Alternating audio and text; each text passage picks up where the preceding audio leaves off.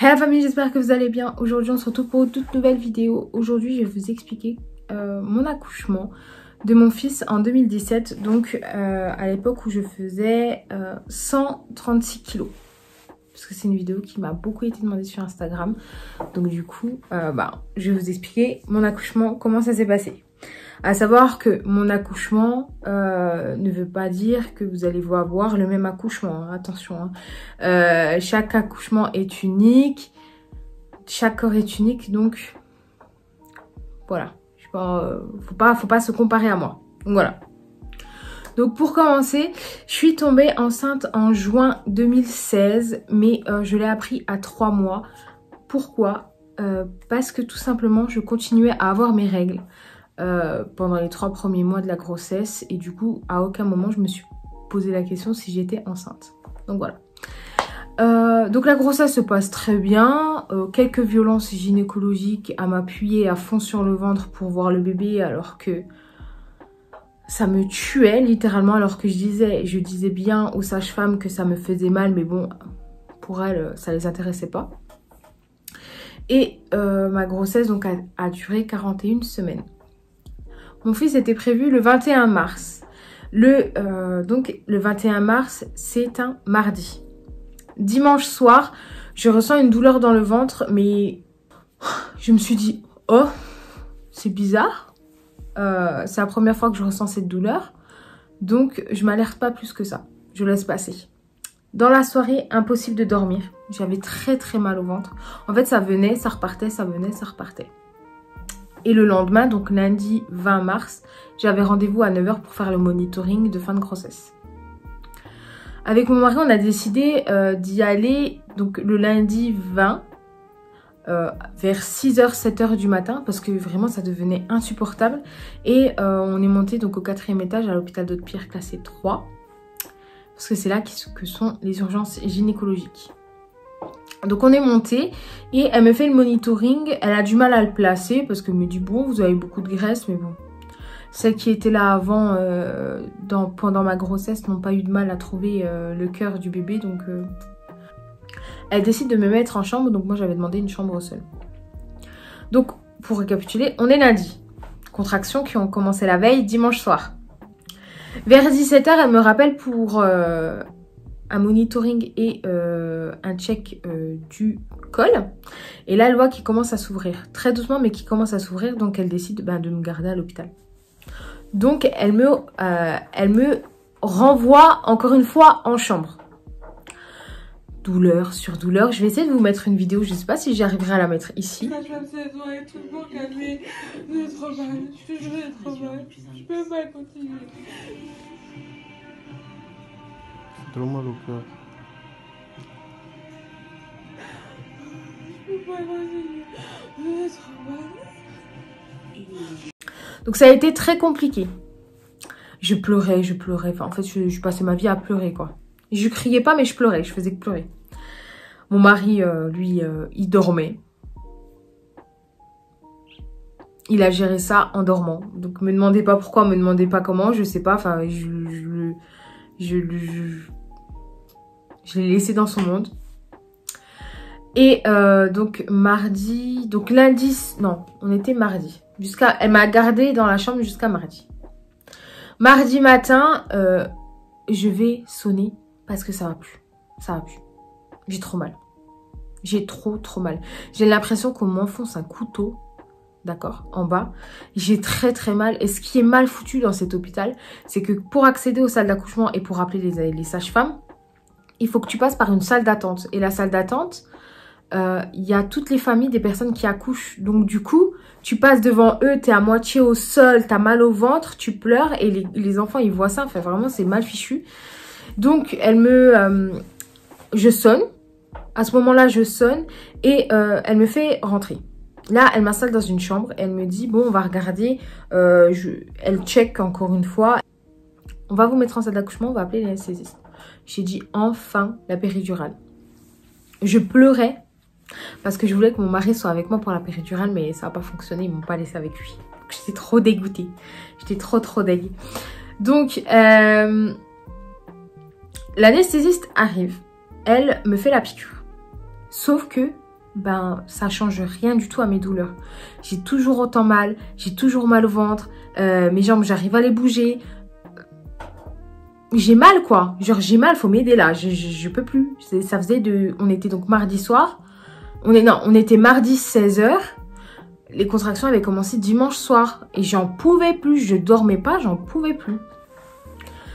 Elle revient, 4 heures après, donc mardi 20h, elle revient, elle me dit « Oh, je pense que j'ai mal piqué, j'ai pris une aiguille de 5 cm au lieu de 10 parce que vous avez beaucoup de graisse dans le dos, donc je vais vous repiquer. » Moi, dans ma tête, je me dis, mais elle est sérieuse. Elle est sérieuse. Et là, elle vient derrière moi. Elle m'arrache le scotch parce que la péridurale, vous avez un scotch qui remonte jusqu'en haut du dos. Enfin, scotch. Un truc pour pas que le produit s'échappe. Enfin, le tuyau du produit bouge. Elle me l'arrache comme ça. Elle me repique. Donc, avec une seringue de 10 cm. Bon, je vous assure, hein, tu sens rien. En fait, t'as tellement mal pendant les contractions que tu sens rien.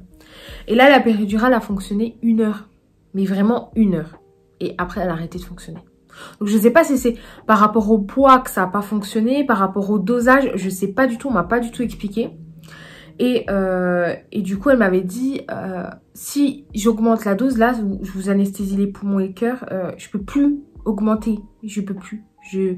Je peux plus vous remettre de produits, donc là, va falloir être forte, madame. Oh, putain. Donc, on est mardi soir. Donc, toute la nuit, je la passe à avoir mal et tout. Les changements de garde, je les vois défiler. Mardi soir, donc, je perds les os. Moi, je pensais que je m'étais fait pipi dessus. Je dis, excusez-moi, je me suis fait pipi dessus. Elle me dit, non, c'est les os. Donc, j'ai perdu les os, genre, grave tard.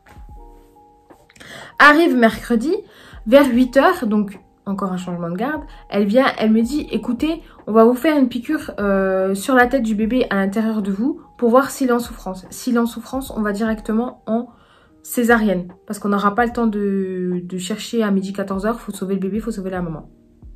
Je dis ok, il n'y a pas de souci. Donc elle fait la piqûre, tout va bien, elle dit à 10 h on commence, on va pousser. Je dis ok. 9 h 30, mon mari part chercher un café et c'est pas le gars. Il part pendant 1 heure. Il part pendant 1 heure. Littéralement, il est parti 1 heure. Je ne sais pas où il était. Je ne sais pas ce qu'il faisait. J'avais envie de le tuer. Je me suis dit, mais toi, t'avais 3 jours pour te chercher un café. Il a fallu que tu ailles chercher le café. Genre, quand elle me dit de pousser. Mais comme... Et entre-temps, je lui avais demandé de me faire une queue de cheval. Retenez bien ça. Je lui ai demandé de me faire une queue de cheval. Parce que mes cheveux, ils étaient lissés. Et je ne voyais pas ma tête. Il n'y a pas de miroir là-bas. Donc... il m'a fait la queue de cheval. Je me suis dit, oh, trop bien. Parce que d'un côté, j'avais, je crois, l'hydratation ou je sais pas quoi. Et d'un côté, j'avais les antibiotiques. Je me suis dit, bon, super, il m'a fait une queue de cheval, il a réussi. En tout cas, tout va bien. Donc, 10 h, elles arrivent. Mon mari, il n'est pas là. 10 minutes. Après, il arrive. J'avais envie de le tuer. Je dis, mais t'étais où? T'étais où? Elles sont sorties chercher l'équipement. Elles sont venues. Elles me disent, bon, madame, vous allez commencer à pousser. Elle te dit pendant une respiration, vous poussez 3 fois. Alors déjà, c'est impossible. Impossible parce que c'est impossible. Genre moi, j'arrivais pas. J'ai poussé que 2 fois. Il faut que tu pousses comme quand tu fais un caca chaque jour. Il faut que tu pousses. Faut que tu pousses, ça n'a rien à faire là. Il faut qu'il sorte le bébé. Il faut qu'il sorte, d'accord? Et donc j'avais mon mari qui me tenait la main. J'avais une sage-femme qui me tenait la main. Mais je voulais pas lui serrer la main. Je voulais pas lui faire mal. Miskina, elle a rien demandé. Et tu avais 2 sages-femmes devant. Et elle me dit, quand vous sentez... qu'il y a quelque chose qui descend, vous arrêtez de pousser. Je dis ok. Et là, pendant la contraction, pousse. Mais vraiment, tu pousses au bout de ta vie, genre, tu pousses vraiment, genre, non, faut vraiment pousser. Tu pousses pas par le devant, tu pousses par le derrière comme si tu faisais caca. Je te jure que c'est vrai. Ça, c'est un conseil que je vous donne. Vous poussez comme vous faites caca. Et là, je sens un truc descendre, genre, vous savez. Genre, un truc descendre. Je le sens. Je sens que ça descend, je sens que ça sort. Le premier mot, et quand il est sorti, il a pas pleuré, il a fait ah! Et après, il a rien dit. Elle me l'a posé sur moi, je dis, mais il parle pas, il fait rien. Elle me dit, mais il dort, madame. Je dis, attends, il a tout le temps de dormir dans le ventre. Quand il sort, il dort. Non. Donc, je regarde. J'ai même pas passé 2 minutes avec lui. Elle me l'a enlevé pour le peser. Et en fait, ils ont fait sortir mon mari avec le bébé de la chambre parce que je faisais une hémorragie. Et ils avaient du mal à me recoudre. Donc, du coup, le pot à pot, j'ai pas pu le faire avec mon bébé. Ça, en fait, ça a dû être fait avec mon mari. Bon, c'est pareil. Mais en plus, ils étaient pas dans la chambre où j'étais. Ils étaient genre dans un petit KGB à côté. Ils pouvaient pas être au même endroit que moi. Et quand elles commencent à me recoudre, donc les deux femmes, elles ont tellement de mal à me recoudre et le changement de garde arrive. Mais il se fait où le changement de garde? Il se fait dans ma chambre. Donc tu as 4 hommes qui arrivent, 4 femmes qui arrivent. Les hommes, il y en avait 2 qui étaient anesthésistes, donc ils jettent un œil parce qu'ils voyaient que les femmes n'arrivaient pas à me recoudre. Ils ont mis 1h30 à me recoudre. 1h30 à me recoudre. Et en plus, comme la péridurale ne fonctionnait pas, ben je sentais tout. Et elle me mettait un petit spray anesthésiant. Mais spray anesthésiant ta race, il anesthésie rien. Ça anesthésie rien du tout. Donc j'étais au bout de ma vie.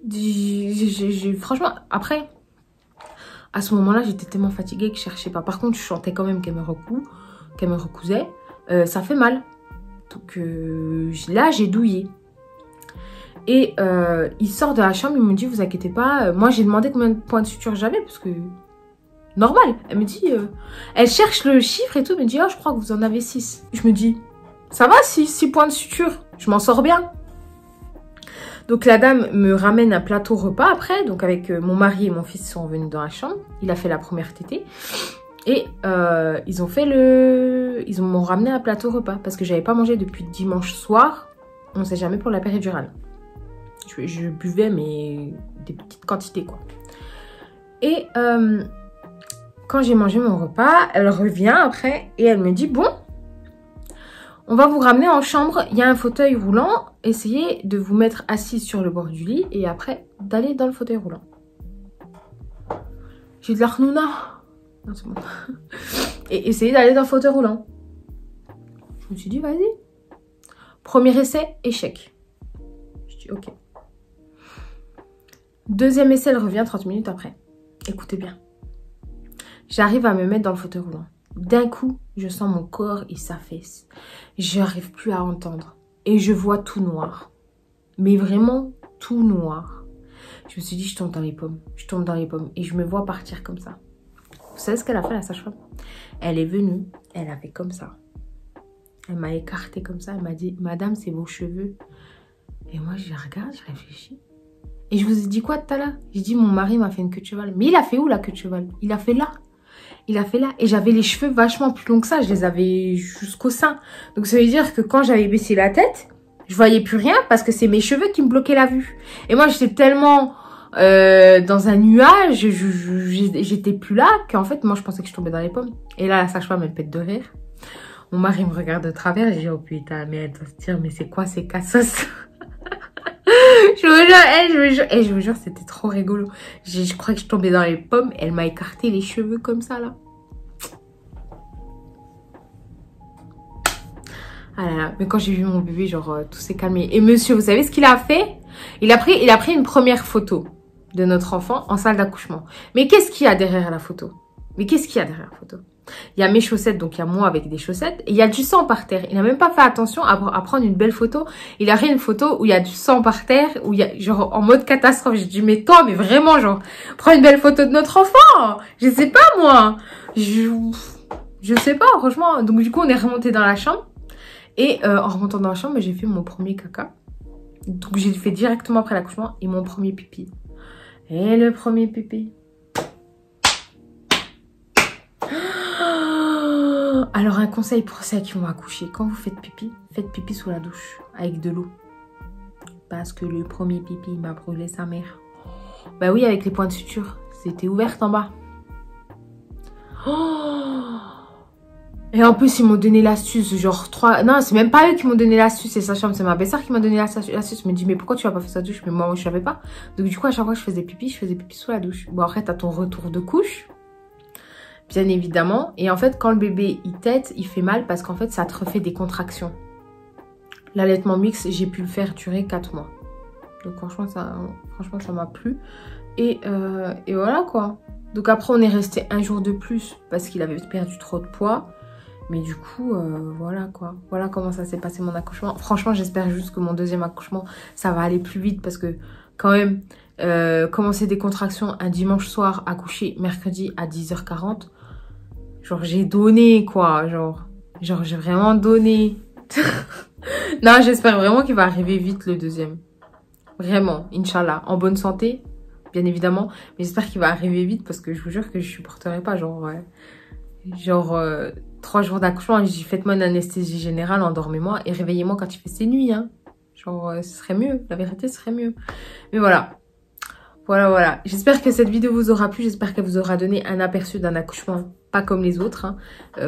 Pas du tout comme les autres. Moi, je vous fais de très gros bisous. N'oubliez pas de liker, de commenter et de partager cette vidéo. Et on se donne rendez-vous dimanche pour le vlog. Bisous!